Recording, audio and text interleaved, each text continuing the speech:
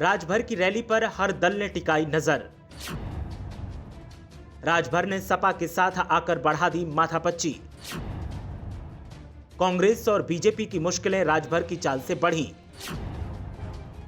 पूर्वांचल में राजभर करने वाले हैं बड़ा सियासी खेल।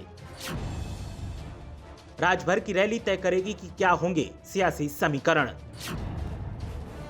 अखिलेश यादव के मंच साझा करने से भी तय होगी रणनीति। देखिए रैली से पहले क्या है पूर्वांचल में सियासी हालात।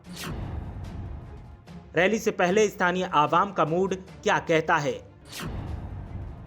क्या राजभर की बम्पर रैली कर देगी बीजेपी का सफाया। क्या राजभर की रैली लगाएगी 2022 की नैया पार। यूपी की आवाम पर डोरे डालने का दौर लगातार जारी है।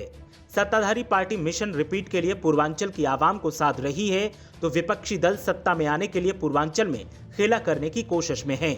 गजब की बात तो यह है कि चुनावी दौर में विकास परियोजनाओं की सौगातें सरकार बांट रही है और विपक्षी दल उन्हीं सौगातों को अपना बताकर जीत की राह आसान कर रहे हैं। खेला करने की कोशिश में रैलियों का रैला भी तैयार है और सबसे ज्यादा जिसकी गतिविधियों पर नजर है वो ओम प्रकाश राजभर हैं, क्योंकि राजभर की होने वाली रैली की चर्चा पूरे पूर्वांचल में है। हर कोई कह रहा है कि रैली से माहौल क्या है वो पता चल जाएगा। राजभर की रैली में अखिलेश यादव के आने के पूरे संकेत मिल रहे हैं।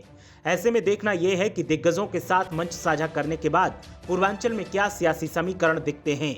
फिलहाल की बात करें तो चुनाव के मद्देनजर जहां एक तरफ प्रधानमंत्री नरेंद्र मोदी पूर्वांचल को लगातार विकास योजनाओं के तोहफे दे रहे हैं, वहीं कांग्रेस की महासचिव प्रियंका गांधी भी पूर्वांचल पर फोकस कर रही हैं। लेकिन इन सब के बीच सुहेलदेव भारतीय समाज पार्टी के नेता ओम प्रकाश राजभर छोटे दलों का समूह भागीदारी संकल्प मोर्चा के साथ दबाव की राजनीति कर रहे हैं। हाल ही में उन्होंने समाजवादी पार्टी से गठबंधन किया है। अब मऊ रैली के माध्यम से बड़े दलों की गणित बिगाड़ने की जुगत में है वो। बता दें कि उत्तर प्रदेश की कुल 403 सीटों में से लगभग 160 विधानसभा सीटें पूर्वांचल से आती हैं, जो करीब 33% होती हैं। पूर्वांचल के इलाके में करीब 28 जिले आते हैं, जो सूबे की राजनीतिक दशा और दिशा तय करते हैं। 2017 के चुनाव में पूर्वांचल में बीजेपी ने 115 सीटों पर कब्जा जमाया था, जबकि सपा ने 17, बीएसपी ने 14, कांग्रेस को 2 और अन्य को 16 सीटें मिली थीं। समाजवादी पार्टी ने 2012 और बीएसपी ने 2007 में पूर्वांचल में बढ़िया प्रदर्शन किया था। 2017 समेत चुनाव परिणामों ने यह साबित किया कि पूर्वांचल का मतदाता कभी किसी एक पार्टी के साथ नहीं रहा।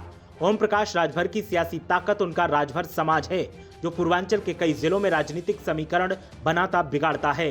यूपी में राजभर लगभग 3% हैं, लेकिन पूर्वांचल के जिलों में लगभग 15 से 20% हैं।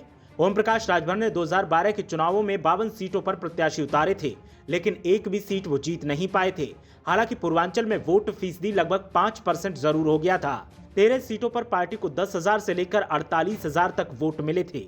इसके अलावा बाकी सीटों पर 5,000 से ज्यादा वोट हासिल हुए थे। गाजीपुर, बलिया और वाराणसी की कुछ सीटों पर तो बीजेपी से भी ज्यादा वोट मिले थे।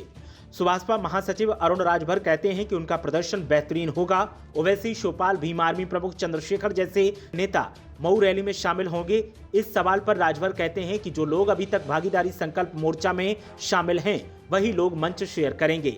इन नेताओं की पार्टियां अभी मोर्चा का हिस्सा नहीं हैं। ऐसे में सियासी दलों के माथे पर भी चिंता की लकीरें हैं। राजभर की रैली क्या नया सियासी गुल खिलाएगी और पूर्वांचल की सियासत के कौन से समीकरण निकलकर सामने आएंगे, वो देखना दिलचस्प होगा।